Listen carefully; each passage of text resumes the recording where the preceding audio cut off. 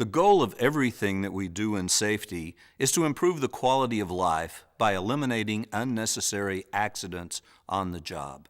Most organizations are doing a lot of things to improve safety. And for years, we've started with focusing on the environmental hazards.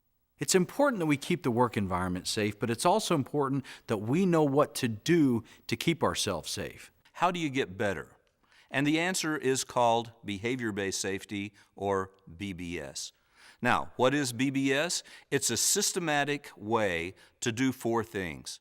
So, what does a BBS process look like? It starts with you, the worker.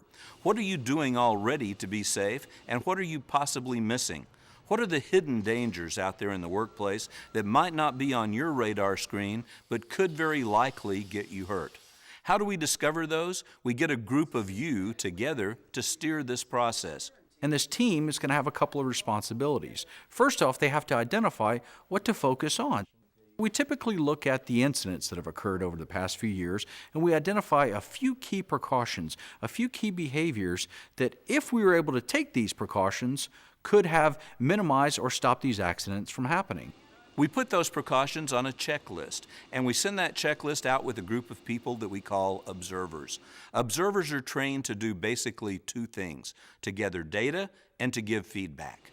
Now, the purpose of the observation strategy is to go out and coach for safety performance. The data that they gather will simply be how many people were taking the precautions, how many were not, and those who were not taking the precautions, why? What's the influencer? What's getting in the way? For this process to be successful, we have to make sure that people trust the process. To enhance this trust, there are 4 things that are critical for an effective process.